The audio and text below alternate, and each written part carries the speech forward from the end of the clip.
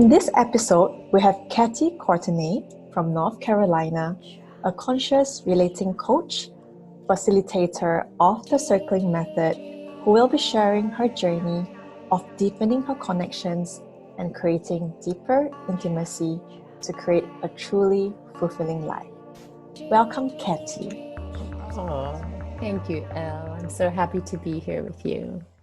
Thank you so much for coming onto the show. Um, I remember we met each other through a online healing festival in North Carolina, and that was actually within a week that my grandma passed away. So I really needed that, and I was so appreciative to have Cathy holding space for me at the Authentic Relating event, and you are such a compassionate person, and I'm really happy that you are coming onto the show. Thank you, Elle. Hearing that your grandmother passed that week, it brings up all kinds of curiosity and feelings of care for you. Yeah, I didn't know that. Yeah, thanks for sharing. Yeah, I shared it in that small group. With my partner. Yeah, but it's just still so timely. Yeah. So, Cathy, tell me more about yourself, and share about yourself to our listeners. Where to begin? Do you have a particular curiosity? Because I could go. There's so many different places I could go with that question. I would be interested about like some attributes that you use to describe yourself. Oh, that's interesting. I haven't been asked that question. It's funny. I recently,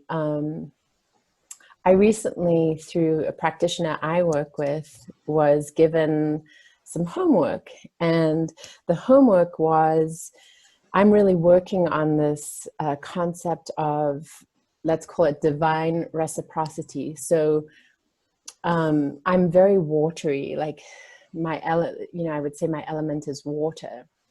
And, when you are watery, it's really important that you have a very clear vessel. Otherwise, water can, if you think about water in a bowl, water can if there's a hole or cracks in the bowl, the water will just spill through the cracks. So it's really important to have a very good container or a vessel. So and I was given this homework to make a bowl out of clay, and on the inside of the bowl, write the attributes or the qualities that I give very generously. And on the outside of the bowl, I was tasked with putting words that were important for maintaining my vessel. So that's what came up when you asked the question, because on the inside of the bowl, I put the things that I give, or like my attributes. The things that I think when people sit with me, or my friends or my family, what they would say about me is I'm compassionate. I am a good listener. And we can all work on listening. So it's not like I've achieved something, but I tend to be a good listener. I'm loving. I would say I'm in my late 40s, and I've become more and more relaxed in my feminine. So people would probably say about me that I'm a very feminine, expressive being.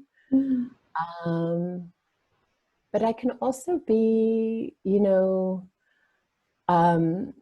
one of the things that I actually like about myself when I work with people is I have a softness, but I will speak the truth. So, I think that can sort of surprise people sometimes, that I will speak some very clear truth, but it comes through in a softer sort of way that people can digest. And then, there's other things too, that I'm always working on my boundaries, and I'm sometimes care too much, and Sometimes I'm a little too sensitive. Mm-hmm. But I'm always in a state of inquiry and looking to grow. And Yeah, I hear a lot of yeah, different aspects. And I definitely do feel that coming from you, you know, the compassion, the listening, being loving. And I'm so interested to know about more of the feminine when you mentioned that, you know, when you now it's you felt that more when you hit 40. That's what you said. Yeah, and mhm. I'm interested to find that out a bit more. Yeah. Well, I was married. I think I got divorced probably right before I turned 40. And I'd Mm. been married for 13 years to a very good man. He's an artist, and at the time I was a massage therapist, and we had two daughters together. And in the dynamic of our relationship, um, I took on a little bit more of some of the more masculine traits, you Mm. know. Mm. um, and part of our dynamic was that I felt I never really, like, I didn't feel I was able to relax into and trust some of the ways that he, very pragmatic things, like some of the things that we can associate with the masculine, like having the container and being more direct and having this, like, protective energy and all that kind of Mm. stuff. And so often, you'll see this in couples where there's not healthy sort of polarization. Oftentimes the woman can take on some more of the masculine traits. Mm. And so once we sort of separated from my ex-husband and did more and more of my own personal work, I also was able to then finally feel more of like me as a sexual being. And then through over time, and it's been almost a decade since then, I'm almost 50, well, I'm a couple of years shy of 50, but it's not only been my own personal process, but now in partnership where there's this feeling of I can really surrender. Mm. Um, Over time, more and more of this sort of feminine, in flow, soft ability to surrender when it's appropriate, aspects of me have been blossoming. Mm. Uh, and through the work, through authentic relating and circling too, Mm. there's been much more like ability for me to let down a lot of like some of the ways that I used to try to control things. And and as time has passed, um, I feel like more of my essence has been allowed to come through. Does that make sense? Yes, it makes sense because I mean when you mention about the masculinity versus feminine, where you talk about letting go of the control, surrendering, trusting, flow. These are all things that I'm working on because I feel like, you know, I received feedback that I'm too aggressive Mm, earlier of the years. And then now, yeah, I'm on this journey as well, trying to understand more about the femininity piece of it. mm, Yeah. And mm, I think the departure of my grandma during COVID period, which did not allow me to go back for a funeral, that was a very precious lesson for me to really lean into surrendering. Yeah, because oh, I couldn't do anything. I could not do anything except to surrender. Yeah, yeah, so yeah. I thought that was interesting. There are times in life where our circumstances call for that. I mean, we're kind of in the midst of that during this whole worldwide pandemic, where a lot of surrendering has been asked of us. I mean, Mm. everything from the plans that we'd made. I had lots of different plans that were based on life as we thought it was, and then external circumstances in the pandemic has had to let go of certain things. So Mm. sometimes life, and like the death of your grandmother and that experience, are asking for surrender. And then there's times where, you know, you can choose without a circumstance the pleasure of surrender, and how, you know, maybe you're not necessarily being asked externally, but you're choosing in this moment to surrender. And that's a dance back and forth. I mean, I think through my experience, and I'm still, you know, I come up upon moments during the day of resistance, which I think, you know, in a way, that's kind of the opposite of surrender, is resistance. Yes. And so it's a constant checking in of like, where am I? What is this thing? Like, why is there resistance right now? And this resistance is not allowing me to really soak in this moment, or like receive the benefits of what's right in front of me. I'm creating my own suffering here. So what can I do to let go of the resistance and surrender into the moment? So that's another way that, you know, I play with this concept of surrender. Yeah, I really like what you just said, which is, you know, when you resist, and resist is actually trying to control, and that creates suffering. While if I release that and let go, I choose to do that, and I can actually find pleasure in it. Yes, yes. That is really the key to finding pleasure. And what I've found for myself anyway, I think this concept of pleasure is also linked to more femininity, like feminine energy, because feminine energy is a lot more about receiving, I think. You talked about you've given feedback of being too aggressive. Like, I think we have, I mean, ultimately we want the balance of masculine and feminine within us. You know, so there are times where to be more assertive or aggressive is highly appropriate and needed. But it's more about, I found, having the flexibility of what's serving in this moment, you know, and having a range of energy to show up with. Yeah, I think that's really important, to have the range and to have a balance between masculinity and femininity, because like you said, I mean, yeah, probably when I received the feedback that I was aggressive, that, you know, it didn't feel good.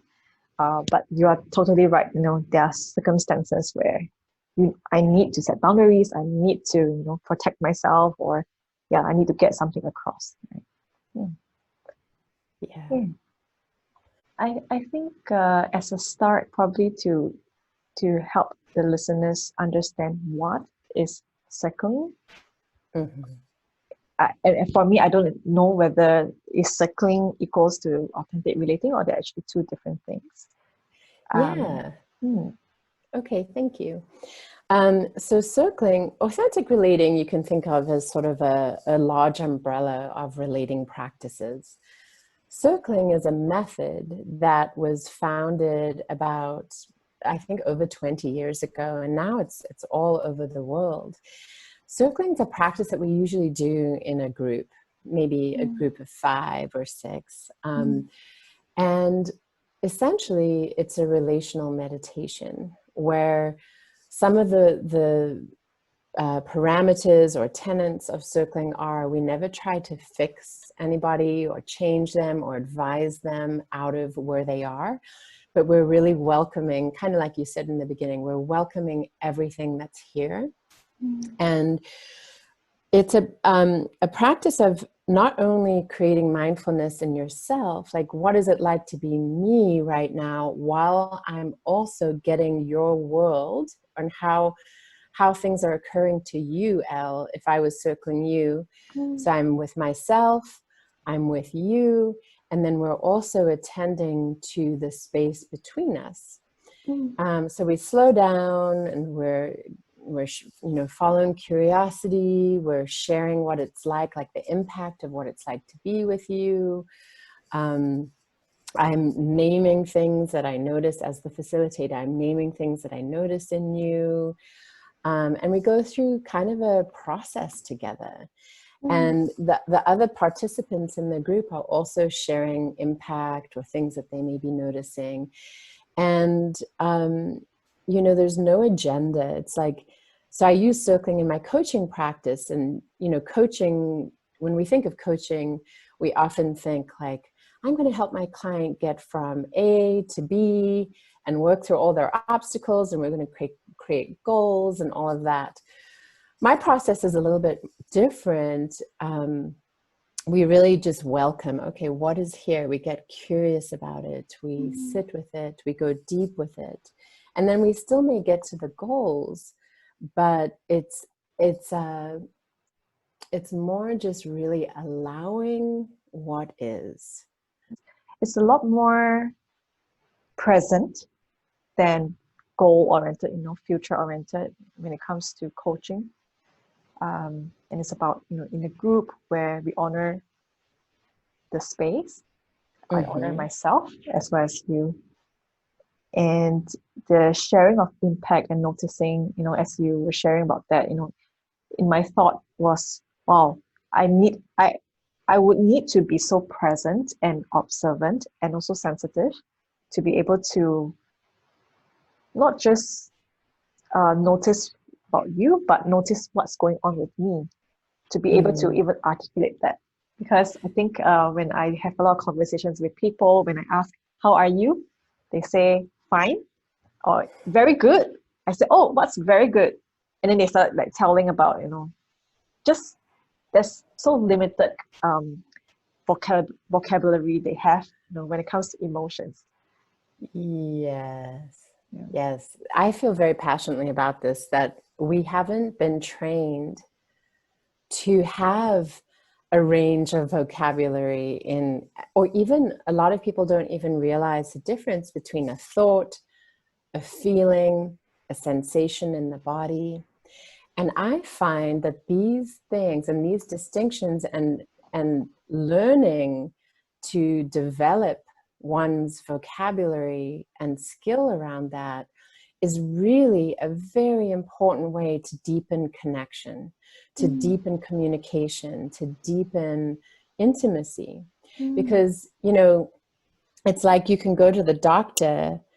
I mean, if you only had one word to describe a pain that was, you know, happening in your body for the doctor, how would they really know what's happening with you? You know, if there's a pain, if there's a suffering, the more we can clearly articulate what's going on for us, the more opening and invitation there is for the person that you're sitting with. Maybe it's your partner, maybe it's your loved one, your family member, your best friend. The greater accessibility they have to your inner world, the deeper connections we can create. So a lot of the work I do is helping people to make those distinctions. And really, that I love that you pointed that out, because that is a very important part of these practices, is your own mindfulness, your own ability to know I'm having an experience, what my experience is, and how to articulate that. I can see that you're really passionate about it. And you mentioned connection, intimacy a few times. Why is this so important to you? Oh. Well, I just came into this world as a connector. Like, I came in just hungry for connection. And that's part of, you know, just how I'm wired. And from a larger perspective, I believe that if we could create greater connection and greater compassion for each other, that the world would just be a far more peaceful place. That's sort of the big perspective, you know, is what my North Star is helping humanity to open up more to compassion, connection, love. So that's what gets me going every day. But then also from a scientific standpoint, as human beings, we're wired for connection. And, you know, these days, there's so many missteps that happen so easily that break connection. And then on top of that, you know, we have technology, which is an amazing thing, but it's also really changing the paradigm of connection. So it's easy for people to, if there's been missteps or breaks in connection of intimacy between them and other people, it's easy to just hide or get lost in places and soothe, you know, find temporary ways to soothe that loss of connection through, you know, some of our online options, or, you know, other people may turn to food, or, you know, I think there's a lot of ways that we can numb some of that, the suffering of loneliness. And I just think that once we can sit across from someone and face the fear of, you know, like there's a vulnerability that's required to actually sit with somebody and deal with some of the discomfort that comes up inside of us if it's not something we're used to. But once we can face that courage and be given sort of a roadmap, what's available in connection is hugely healing for people. It's what I believe it's what we're starving for as a humanity. When we mentioned about you were hungry about connection, there's something stirring in my heart. It's like I believe in that, and I really I truly agree that I think, you know, the world needs more people like you. So And you. thank you. Yeah. Um, yeah. So you mentioned that you are wired that way, and you came into this world with, you know, connection as like the passion, the purpose. I'm curious to know how did how did you discover this? Aww. Yeah.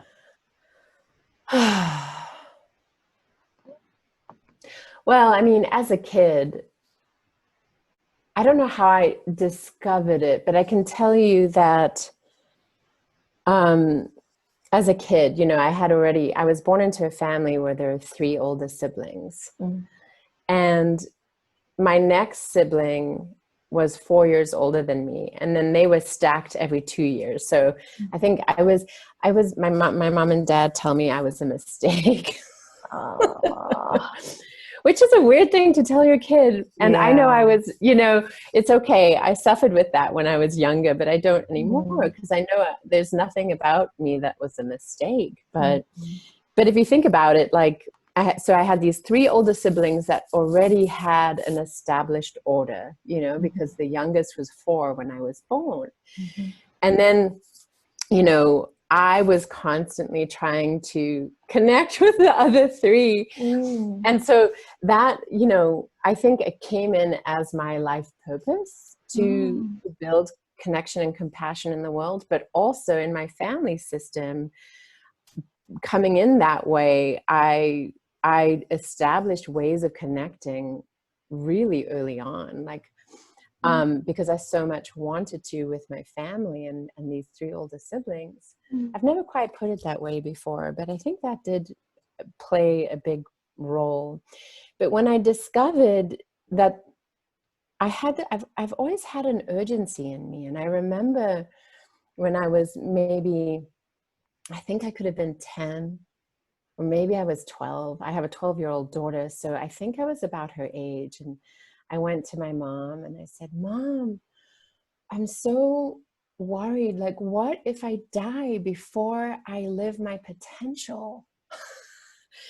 And my mom is like not at all wired like me. She and I are very different. And she heard that and she laughed. She thought it was very funny.